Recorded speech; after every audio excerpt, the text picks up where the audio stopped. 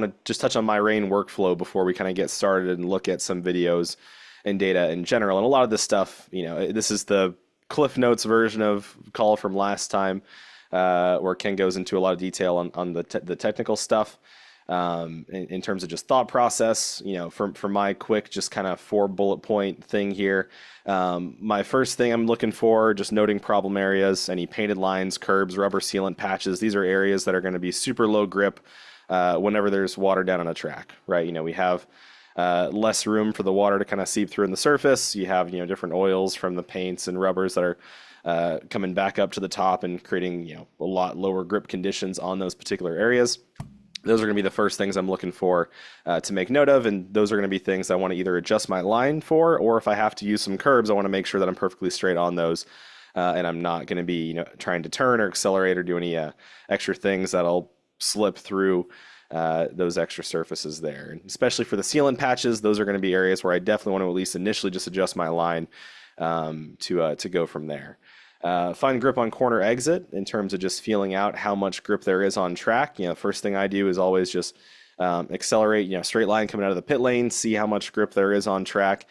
Usually we can, make corrections easier on the exit as opposed to the entry. We can always back out of the throttle if we're getting wheel spin, as opposed to trying to correct something on the entry. A lot more difficult once we're committed into a corner under braking to bring things back into play, as opposed to on the exit. We've got a lot of room for error and a lot of room to make those corrections if we're smart about how we're approaching building speed. Finding mid-corner grip in low-risk areas. This also goes with kind of line adjustments and working track positioning to figure out where the grip actually is and if we need to make any adjustments. Again, I'm always going to kind of start with a dry baseline if I can, unless there are areas from the first bullet point here that have large sealant patches, have large areas of rubber, and that could be potential problems where I'd want to be more cautious and take a bit more of a wider line to avoid some of those areas first. But I'm always going to start with kind of the dry line as a baseline. We've already figured out the fastest way to drive around the track. It's with the normal dry racing line. If we don't have to change anything for the wet, we're going to be going faster, right? So kind of that's my thought process there to start out with.